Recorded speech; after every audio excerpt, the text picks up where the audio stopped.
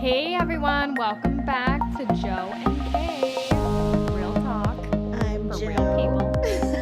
And I'm Kay. And this week we are talking about breastfeeding amongst other things. Yes, the main topic is breastfeeding. The good, the bad, the ugly, and the untold. Yes, all of those. All of things. those. How long did you breastfeed your oldest daughter for? 15 months. Really? Yeah. And then how old is your youngest? She's a year and she's 13 months now. Mm-hmm. I'm still breastfeeding her. Good. Mm-hmm. Yeah, I nursed my oldest son. I nursed him until he was about 14, 15 months. But with him, I exclusively pumped and bottle fed, Yeah. which was a feat in itself because my lactation consultant said in the beginning when I started doing that like it wouldn't last. It was too exhausting. People give up. You can't keep your milk supply pumping only. But I did, and I had enough milk stored up that even when I stopped pumping, that I pulled all the milk out of the freezer and would just give it to him in a sippy cup. So we had plenty of milk. Yeah, it was a lot of dedication. Were you exhausted? I was completely exhausted, because for the first 4 months, I pumped every 2 hours around the clock. So it was getting up every 2 hours, pumping, and then feeding him, and then cleaning out all the things, and then taking a nap and getting back up. So my whole life was revolved around that 2-hour pump schedule. So going to like pumping every 3 hours was huge.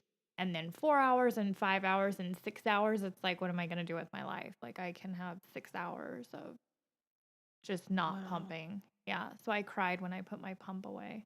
Because you built a relationship. Well, that was like how I fed my kid. That was just it. And I kind of missed that noise, that noise that it's kind of soothing. And first let's start with also, what do you like to call it? Do you call it breastfeeding? Do you call it titty time? Like, what do you call it? Like when you were doing it? Nursing. Yeah, I hate all of those. When women are like, I'm going to go nurse. There's does something to me. Oh, well, I would just say like I'm going to go pump. Oh, and I remember being at like a family thing and I'm like, I'm going to go pump. I'll be back in the room. And then one of my husband's uncles thought like I was really like pumping, like working out. Yeah, pumping some weights. Like, who works out on a holiday in a room by themselves? Roids. Yeah, right?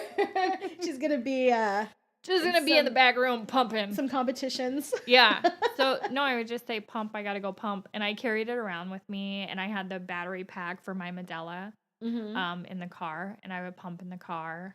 Nice. Just wherever. My daughter, was the exact opposite. She refused all bottles. I could never pump with her. I did. And then I donated all my breast milk. But with her, she never took a bottle. So I had to nurse her, and that was completely exhausting because she was colic and she had acid reflux. So I could nurse her for an hour, and then she would projectile vomit, and then we would have to nurse all over again. So sometimes, so sometimes it would be like nursing for 2 hours, and she's crying, and I'm crying, and the whole thing was a nightmare. But I nursed her until she was a little over 2. Yeah. Wow, that's awesome. Yeah. That took some dedication there too. It did. Yeah. None of it sounded easy. No. Breastfeeding is so much work. It is not, and it's not easy. And that was one thing we were talking last time about our doctor that we had. And I told him, I said, breastfeeding is really hard with my daughter. Like my nipples looked like chewed hamburger. Yep. They were bleeding. Blistery. I would bleed so much that she'd burp up blood. Delicious. Pink. It was pink. Little vampire baby. That's why I was like, oh, you enjoy that. It was right when Twilight was coming out too. Perfect. So I think it just really set the mood for that. I did, yeah. Yeah. And I didn't think it would be that hard, and I got mastitis. Did you ever have that? No. I didn't have mastitis with my son, but I did with him when I was pregnant with him. I had some bloody discharge from my breast, and I went and had a biopsy done and it came back abnormal. So I actually had my first mammogram and ductogram when I was 7 months pregnant with him, and they put like a lead apron around your belly, and I had some lumps in my breast with stage 0 ductal and carcinoma. So it just means that you have this lump, and then on the inside are like precancer cells, like that eventually there's a potential. But so I just had him removed. So after I had him, I had one removed when he was 8 months old. I had this horrible red streak that kind of went from my neck all the way down to my breast, and I thought it was mastitis, but it was just this large cyst pushing on all the tissue in my breast. So I had it removed, but because I was breastfeeding, they couldn't give me any local anesthesia because they didn't want it to go inside the breast milk. So unnumbed, they cut me open, removed this lump from my breast, and then they packed it full of gauze. So every time I pumped, it literally like opened and closed. And then every night I would have to take all the gauze out and like rinse it and then repack it with gauze. Okay, this is some Civil War shit. This is Civil War shit. What? So disgusting. And she was like, well, maybe you'll want to think about not breastfeeding. And I'm like, why would I ever think about that? Like, that never crossed my mind. It was just like, it's just one more thing. Like, I made it through the pregnancy and he's good. Like, if all the worst it is I have a gaping hole in my boob and I have to get his milk and it's just going to hurt a little bit, then it is what it is. This too shall pass, friends. Yeah. Meanwhile, I look like a crazy person. Because that's how determined you were. Yeah, I didn't want to give up. I'm not a quitter. Well, and that's like when I had a C-section with my daughter, and everything I read before I had a C-section was like, breastfeeding is going to be extra hard, and I was just like, no, we're going to do this. Yeah.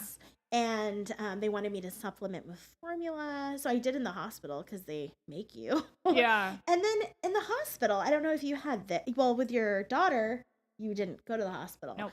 But with both of my children in the hospital, they made it seem like they were going to die from starvation.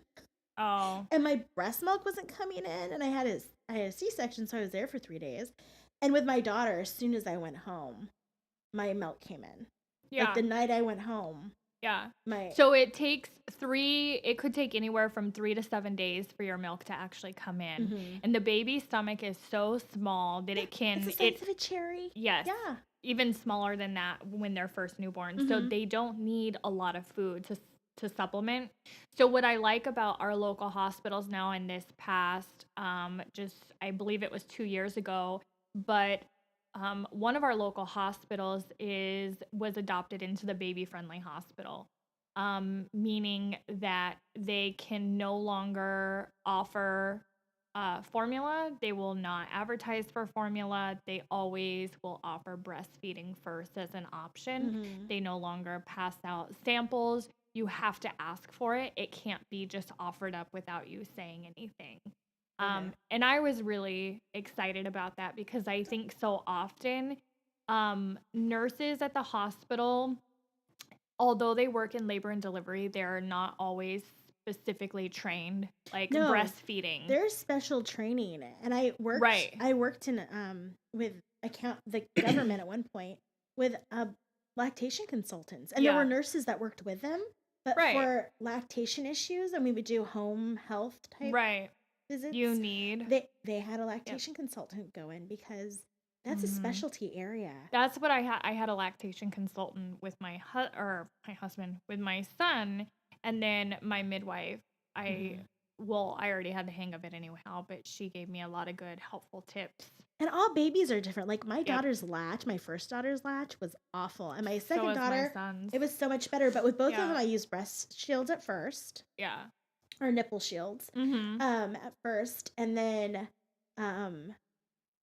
because I don't have the best nipples, I guess. Yeah. And it's just so interesting because you don't think of any of this. Mm-hmm. You just think, oh yes, I'm gonna breastfeed and it's gonna be Well, one is babies don't know what they're doing and you don't either. no. So there has to be a lot of patience between you and the baby and Mm-hmm. breastfeeding. And I love breastfeeding. I love supporting breastfeeding. Mm-hmm. That is just like my thing. Mm-hmm. And also your partner needs Yes. to be very supportive. Yes. And I think that, I mean, I know from research that has that's a huge part of women's quote unquote failure to breastfeed. Because if you don't have someone saying, yeah, whip that titty out again, let's try this, you know, let's like you need some extra my support. husband was always really supportive. And even when, because when my daughter was born, I had both kids. I was going to go back to school and go back to work. I'm exhausted with a newborn and breastfeeding.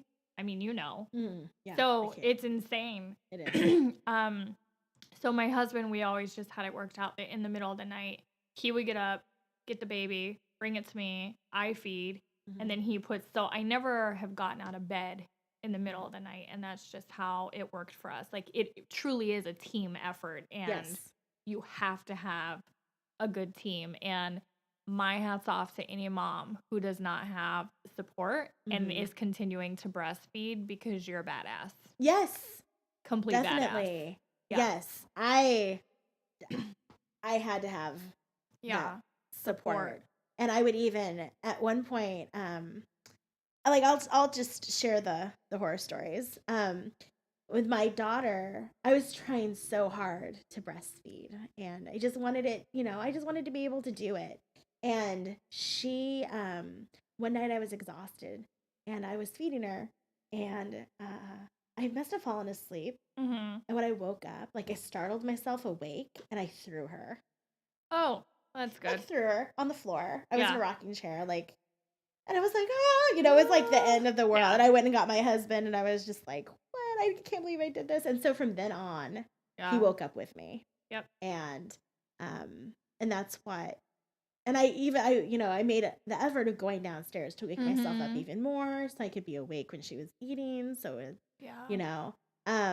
and there's just so many ways. I mean, there's so many ways of breastfeeding and feeding your baby. And with my my most recent daughter, I had to supplement. There was no way. I mean, I could not. Hands off to those women. I mean, hats off to those women who can pump and do what you did. I tried. It was horrible. Yeah. And then because my job is so much out of the office and people's homes, out in the community, it was really hard too. So she usually had a bottle a day. Yeah. And I usually pumped how many ounces? Like 2 of those little, it's like 4 ounces. Yeah. So I did that. When my son, he went into the NICU after he was born because his jaundice levels were so high. And I remember the nurse telling me, like, we're just going to supplement because the more fluids he gets, the more he'll be able to push this bilirubin out of his system. And I'm like, you're not giving him formula. And she's like, well, honey, we don't know if your milk came in. I'm like, oh, no, my milk came in. I want to pump. So they wheeled a pump up to the NICU. And I literally sat there and pumped 8 ounces out of both breast, and he was 4 days old. It was just like, I'm a milk machine. I had no problem nursing. Like, pregnancies are horrible, but birth and nursing, it was just like, no big deal. Not for me. And I think you also said something, I think on our first podcast, about how, like, you're a natural mom. Like, other things are, like, harder for you, like working. And for me, it's opposite. Like, I have to work at being a mom and being a good mom. Like, I have to be like, okay, no, I have to be present with my kids. Like, oh, they're talking, I need to talk back to them. Right. And sit and read. Like, that isn't, for me, a natural thing. Yeah. Like, I'm better off just at work. Yeah, actually. For me, it is. I'd much rather just be at home taking care of the kids. Like, my dream job is just being at home, taking care of my kids and my husband. Yeah. But we're not set up for that. Yeah. So. And I used to think. But we make it work. Yes. Yeah. And I never, I mean, with yeah, there's a lot we could get into. Oh, I know. I think we should have an episode about like babysitting and other people taking care of your mom's yes, kids. because I think that would be a really good Yes, episode. I have a lot of care.com. There's some good things and some horror stories. See, and I don't. I've literally never been away from my daughter overnight, and she's almost 4. And my son was almost 4 when I was away from him overnight. And like my pet peeve after I had both my kids were people coming over and like holding my babies.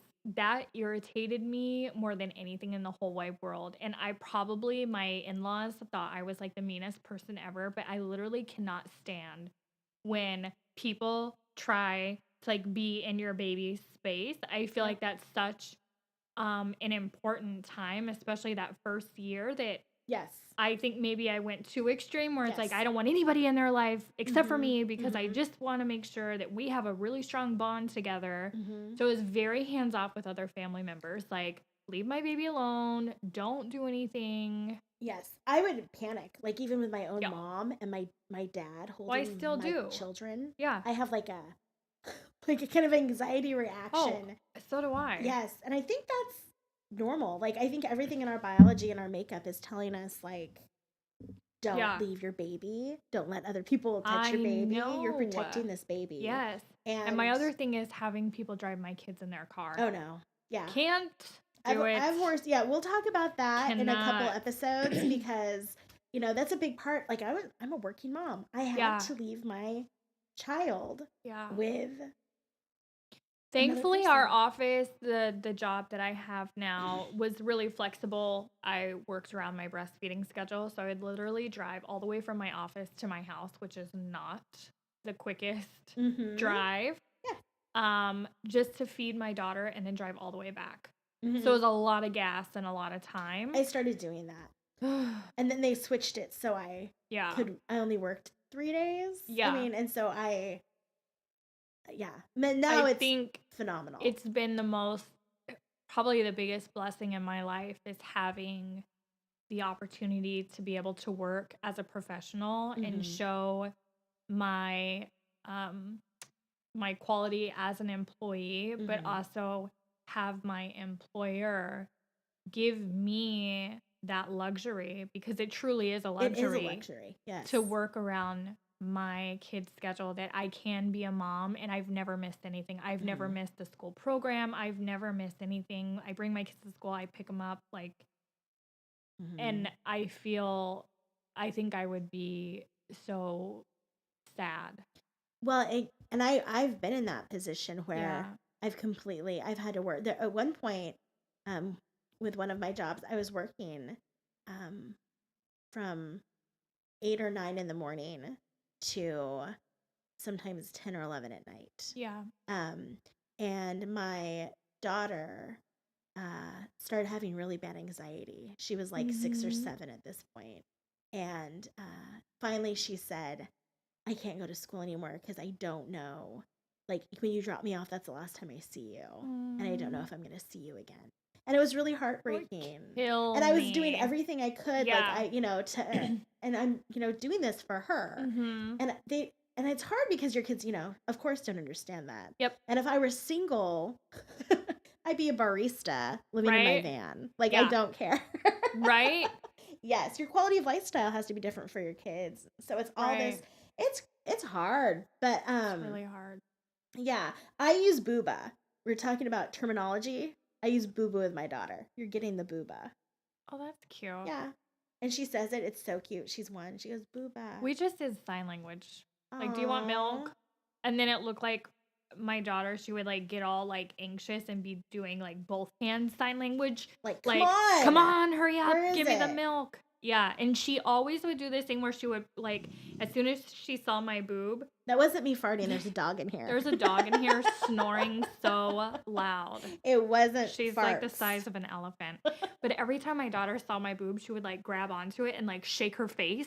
Like, ugh, I'm starving. Yeah, and it's like, okay, chill. You just ate, like, 45 minutes ago. I'm sure you'll be fine. But she never outgrew that. That was, like, from the time that she was born to the time that I stopped nursing her. Like, every time she saw it, it was just like, ah. It was the most weirdest thing ever. Like, calm down. Yes. It's still gonna be here. It's not going anywhere. Yes. So I think a lot of chill. women also have those fears that, like, my baby's not getting enough, because you can't see how much they're getting, and even if you pump, it doesn't show an accurate. No, that's not accurate. No, depiction. The pump, you should never, ever, moms never go off of what the pump is telling I'm you. only pumping 2 ounces. No. Your baby's getting a lot more than that. And if I didn't work in the line of work, I worked in infant mental health. Mm-hmm. If I hadn't worked doing that with my current daughter, I would have had those moments of panic, because my older daughter, I think, has a way higher what's the word? I'm like, appetite. Like, her appetite. Yeah. Like, she is like hungry. Even now, she's hungry all the time. And both of my kids are like that. Oh my all gosh. the time. Yes. My daughter, they'll both eat a big health every morning. They have the same thing, because I'm pretty routine and structured, and I don't really change, the way we do our schedule. So every morning, I always have a bowl of oatmeal, gluten-free, with blueberries in it, some Kerrygold butter, half a piece of toast with a little butter on it, and then all their vitamins and a glass of ice water every single morning. On the weekends, we might get special and have like cheesy grits, because, I'm from the South. So like, we love grits in this house. I do too. And my kids love grits. So grits and bacon, no eggs. Well, my son can have eggs. My daughter can't. But literally after they get done eating breakfast, it's like not even 30 minutes later. And it's like, oh, can I have a snack? Oh. It's like, what do you mean? You literally just ate. What are you talking about? Yeah. Always wanting to know, like, what the next meal is going to be. What are we eating they're next? Starving. Yes, I think a lot of that. Embarrassing. It has to do with, like, epigenetics and stuff, which we can get into that in another show. But, like, your family history plays a lot into that. Mm-hmm. And, like, my family went through the Depression and the Oklahoma Dust Bowl and all of that stuff. Mm-hmm. So I think, like, my older daughter got a big chunk of that. Like, I'm starving to death. And so when my second daughter, like, would eat a little bit and then be done, I would think, oh, she's not getting anything. Yeah. Like, she just gave up because she's weak and she's like dying. She's so weak. That's what I thought. She's just poor weak and little child. And dying. And it's like, I had those thoughts, and then I was like, there's fenugreek, there's a bunch of things you could do. And then I thought, fenugreek, by the way, makes your urine smell like maple syrup. And your sweat. You totally smell like maple syrup. I smell like them. Like, is that my crotch and syrup? Yeah. Well, that's a little different. So everyone should just take it all the time. Take fenugreek. He'll smell like a big maple leaf. Yeah. Never mind. So that was with my daughter. Oh, and I wanted to mention this too. We got donated milk in the hospital. Did you? That's amazing. She was 3 or 4 weeks early, like 3.5 weeks early. And so they offered me milk, but they said some people think that's weird, which I don't think they should even say that. I don't think they should say that. Or she can have formula. I think society has us set up to think that it's weird, or the health scare, like, you don't know what diseases they have, but the hospital is not going to blindly give you breast milk that hasn't been tested. You know what I'm saying? Like, when you're set up to be a donor, like, those moms go through so much screening. And they even have so to many be on testing. a certain diet, I believe. Yep, yeah. They do. So, okay, my milk that I donated, nobody tested me. It was off of good faith, but I'm a healthy person. Who'd you donate to? Have any friends. Okay. So my son, he was at a school, and they had adopted a friend of his. They had adopted a baby, and so she was so determined to have this baby have breast milk. And so a bunch of us moms, there was like 4 or 5 of us who all had our babies within 2 weeks of each other that were in my son's class. We all just donated milk to this baby. So this baby had like 4 or 5. With my son, my one of my relatives was unable to breastfeed, and I pretty much pumped and gave a lot of milk to her so that she could bottle breastfeed her baby. And then another relative, their baby was born with a significant cleft lip and palate, and he was in the hospital, and they said the best way to build up his antibodies was to get breast milk in him. Mm-hmm. So there was this lady who used to own a lactation store in right down the road here. Mm-hmm. And she also worked at the hospital. She was a mother baby nurse. And when this relative was in labor, I was actually in the labor room, but like pumping while she was in labor. And we didn't know the baby was going to have cleft lip until he actually came out. And then she pulled us aside when everybody kind of left and was like, he's not going to be able to nurse right now. If you talk to your relative, maybe you guys can plan something out so you can get those antibodies and start building up his immune system before he goes into surgery, because he had to have 4 major surgeries on his face and mouth. Wow. So with my son, I basically pumped and nursed 3 different children without running out of milk. And then with my daughter, I pumped enough milk to donate 6 months of milk for another child. And then I've also donated like here and there, but not long term, like I did the one baby. So, you are a saint. You are I just had a ton of milk. Kind. No, I would have found the shadiest person with willing to give me the most money on Craigslist. Right. And I would have been like, I don't care who's drinking this milk. Give me $1,000. Right. And then I would feel myself pumping if they wanted that. Like, that's what I would do. So that just shows how different we are. And I think it's funny because in person, you would think that maybe I'm like the sweeter person, but not true. I'd be like, what? Shady characters? Who wants this milk? Like I think I know somebody who actually would do that, pump their milk and sell it to old creepy I don't think people. I'm kidding. Maybe not old creepy people. I don't know how to say that. I will, there's certain people that would pay to do all kinds of things with your breast milk. And that's a whole nother make a dollar show. where you can. You know what I'm saying? I'm like, give me, but I actually, my cousin is having twins. She hasn't had them yet. And I thought, sounds horrible. You know what? I know. And she really wants to breastfeed. And I'm like, girl, if anyone could do it, you could do it. Sorry, I just hit the microphone. Yeah. So, but I said, what really helped me actually when I had my daughter that's a year old now, was I was pumping and trying to build up my supply.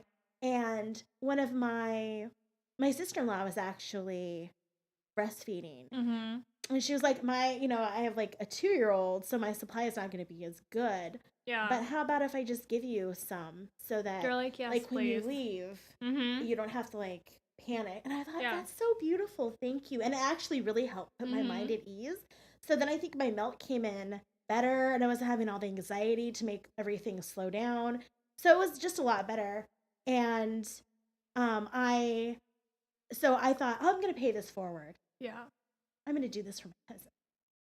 Which she's like the sweetest person ever. Mm-hmm. And I just, like 2 weeks of trying and just like having like 5 bottles in my fridge, I was like, screw this. Can't do it. Oh my God. So I had to like send her, because I was sending her a text message. I sent her a text message before, like, I'm doing this for you. And then I had to send her another one, like, fail. Just kidding. I'm not doing anything for you. Yeah. No. Sorry. Whatever. Moving on. We have bad genetics. I don't know what to say. But usually, she would, Yeah.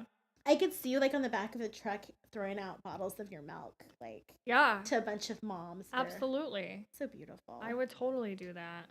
And I remember when I was taking a tour of the hospital when I was pregnant with my first daughter, there was a woman there who's pregnant with twins. And they said, who here is planning on breastfeeding? And of course, like we all hold up our hands so smug, like, well, of me. course. Of course. This mom was like, hell no. Not doing that. Not doing it. And I thought, like, I was so in my heart judged her. And now I realize, no. I don't think I would. No. I don't know, because if I had twins and somebody was like, are you going to breastfeed both of them? Well, my mom instinct is to be like, well, hell yeah. Mm-hmm. And then my reality would kick in and would be like, hell no. Like, I am scared shitless right now. I'm about to pop 2 kids out of my vagine, which is like level 40 trauma, unless you get it like cut open and then you're just like filet mignon on the table, and that's trauma. I was there. And then you have 2 babies. Yeah.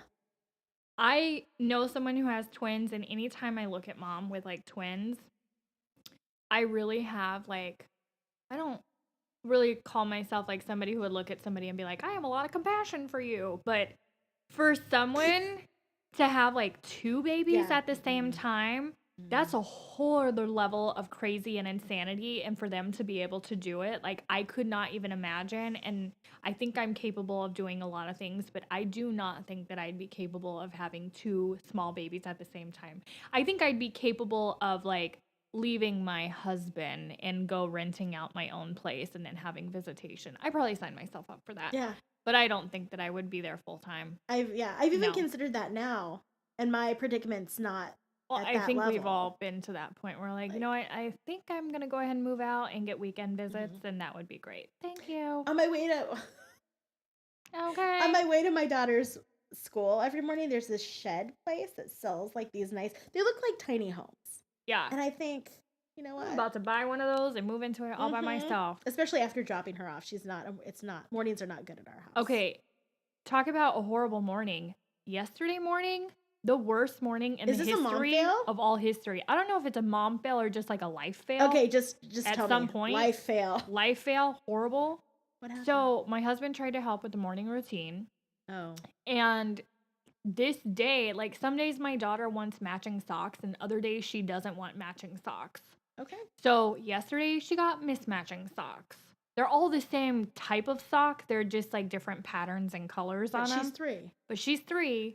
So she threw the biggest conniption fit of not having a matching sock. So she's flailing around. My son is like trying to practice his guitar. She's freaking out, goes and accidentally hits a table, which knocks a glass lamp off of it, and the lamp like shatters all over the floor. So now she's in her room screaming. My son is like all concerned. There's glass everywhere. My husband's running to go get a bag. I go to help pick up the glass. I slice my finger open and need stitches on it. My son starts crying because I'm hurt. And he doesn't understand why his sister just had a huge meltdown about socks because he's very like literal. Like, what does it even matter? You could have just asked for a new pair. And then my daughter sees all the blood everywhere gushing. And then she starts freaking out that I'm going to get like my bleed all over her matching socks. Because what she cares about are the socks still. Like, I'm sorry that you're bleeding, but don't get your bleed on my matching socks, please. Oh, no. So, literally, we got a babysitter last night, and I'm just like, I'm not coming home until she's asleep. Love you. We have to have those. That was a day. That's called self-care. Oh, we had self-care. Yeah. I'm like, I will pay you. I don't care how much money, but you will stay here until she's asleep. So, it was nice. My husband took me to go get a new lamp. And we went grocery shopping together, and we sat in my car, and we ate dinner, and we people watched, which is our favorite thing to do. And we had a really good night. It was very low key. We were both in sweatpants. It was really fun. We have gotten a babysitter to go grocery shopping. Yes. My husband's like, why don't you just let me take you out to dinner? Like telling me all the sweet things. You're amazing. I don't know how you do it, blah, blah, blah. And I'm like, no, I literally just want to go grocery shopping without a kid. And it was so nice. Like I could leave my cart and walk away and not have to like, it was pretty Sometimes I do that with my kids though. I leave them in the cart and walk away. It's fine. Yeah. Nobody's going to do anything to them. I'm not judging you. It's fine. We're not judging you, audience. I have to leave my daughter in like the middle of the cart, like in the middle of the aisle, because she's the kid that will like grab things off the shelf and throw it and then look at you like a cat. You know when a cat has no expression, they just see something, they knock it down and just stare at you like, what's wrong with that? It's literally my daughter. She has no F given attitude about anything. Maybe she used that to be something she's great. Literally just like her mom. It's horrible. I know. We have this. My older daughter. When I was a kid, I was really sweet. I was told, like, I was super sweet to people. But my older daughter is like how I am now. Really? Yes. No, my daughter is literally my dad and my husband say like I duplicated myself. she's definitely like me. She's very headstrong. She's strong-willed. Everything has to be on her terms. She will always have to be right. Well, She doesn't, everything has to be perfect. And if it's not exactly how she wants it to be, then it's not good enough. Mm-hmm. Oh, it's out of control. Her food can't touch on her plate. My daughter has a little bit of this. And I don't really have much of that. And she's a planner. And if the plan is not what she had in her mind, had envisioned, expectation. it is over. So we use this term, and I mentioned it earlier, choleric personality. Mm-hmm. So there's these 4 different personality traits, and I think we should do a podcast just on that by itself. Yes. I'll have you test your personality, and you can report back to me. Okay. So my husband are both choleric personalities, and then my daughter and my son are, but they have different traits of theirs. But my daughter, my husband, and myself are all the same personality with the same trait, and then my son is the one who's like laid back and a little bit different. But very headstrong, strong-willed, driven. So it's horrible as a toddler, but if she uses those skills in real life, she's gonna be a phenomenal leader one day. It's like, I don't care what you think of me, kind of. She definitely has that. Yep. And I love that about her, and I don't want to kill that in her spirit, because I think when I was little, I was always told, you're a kid, and that like pissed me off more than anything in the whole wide world, is for somebody to tell me that I can't do something. Because when somebody tells me I can't, it's like this natural like trigger in me that's like, okay, watch me then. Does your Tanya Harding come out? Yes. About to break somebody's kneecaps. Yeah, or do a triple axel. Exactly. Yes. Don't tell me I can't, because then I'm going to do it better than you. Okay?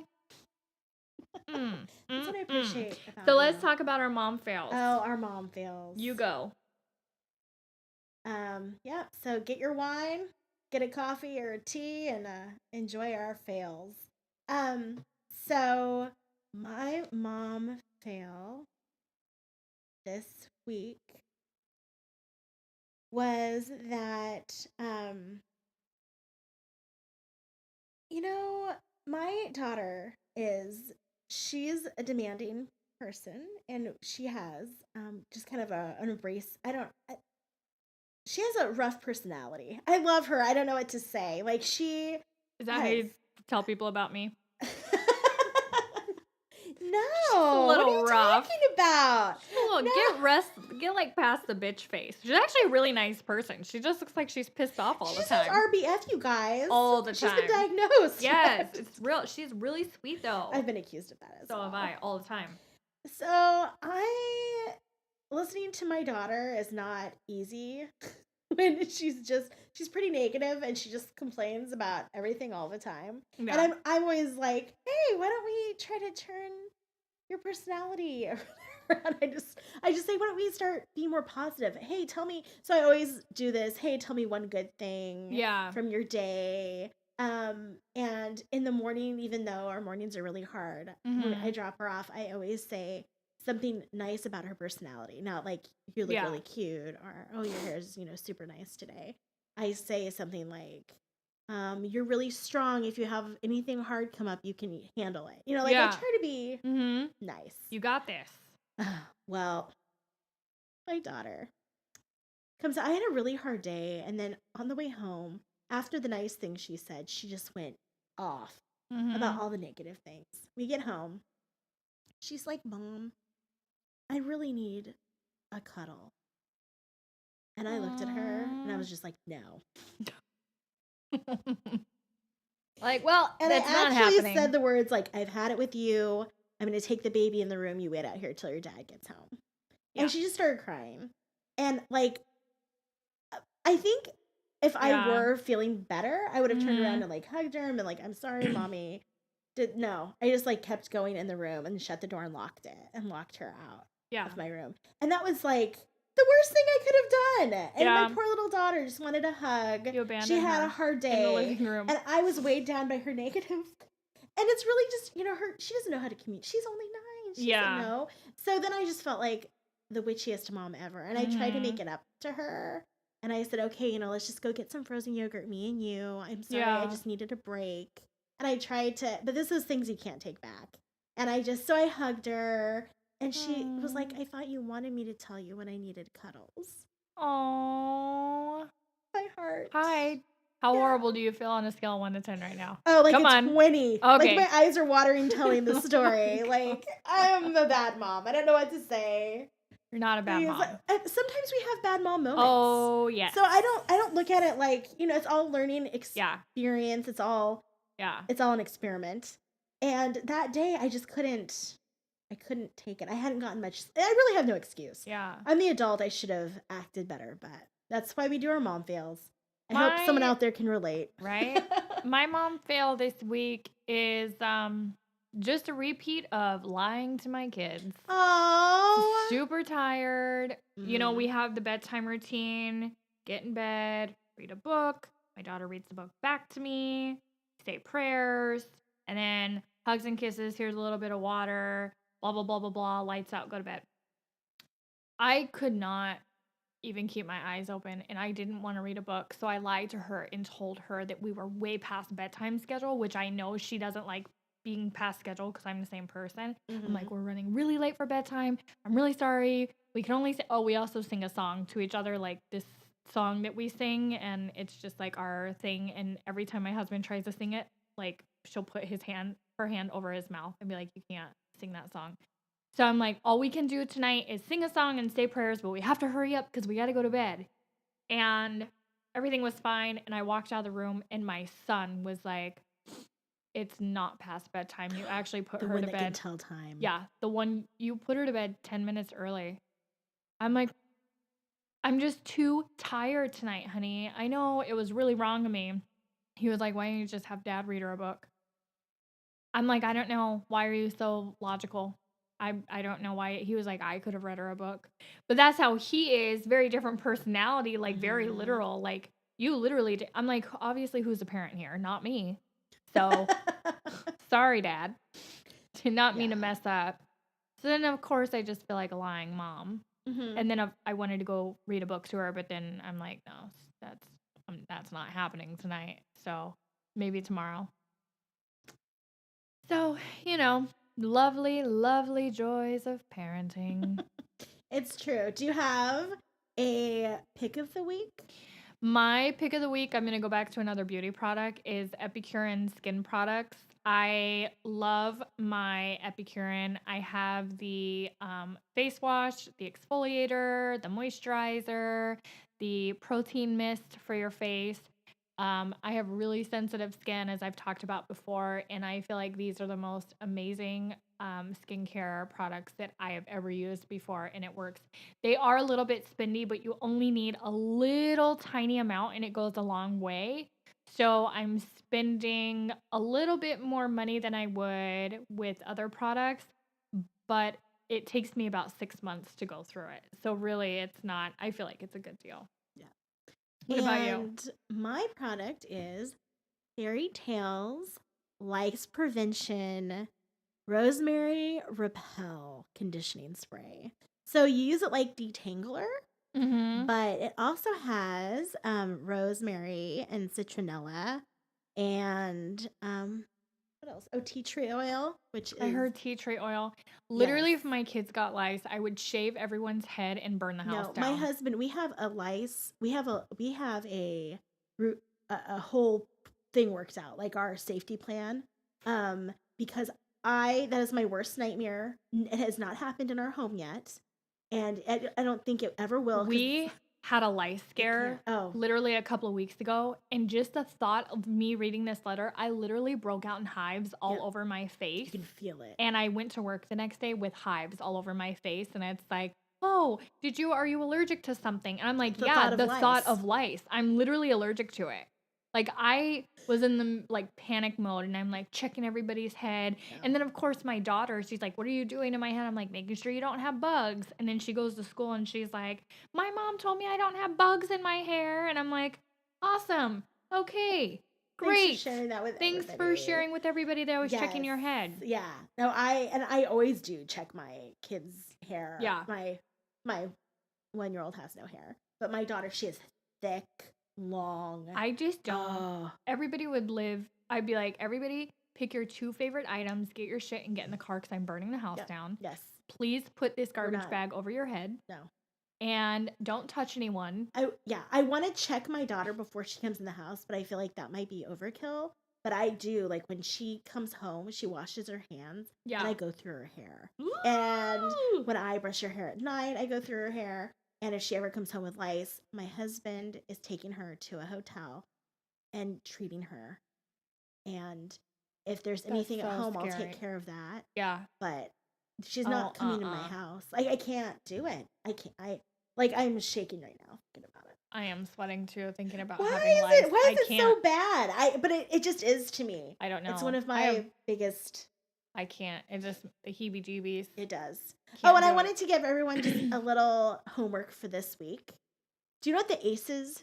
Have you heard of your ACEs? Yeah, the adverse childhood experience. Yep. I think it's really important for parents to know what their ACE score is because I do think that your ACEs affect your child. And everyone has some, or mine are like really high. Yeah. Really high. Yeah. And I think makes me this little fancy person I am today. So they have it online, and I'll put a link on our Instagram. And I think that would be fun. Put our products on Instagram, like we usually do. And message us with any questions you have or comments. We really want to interact with you and get feedback. And if you have anything you want us to talk about, let us know. Yeah, and subscribe. Thank you. All right. Talk to you soon.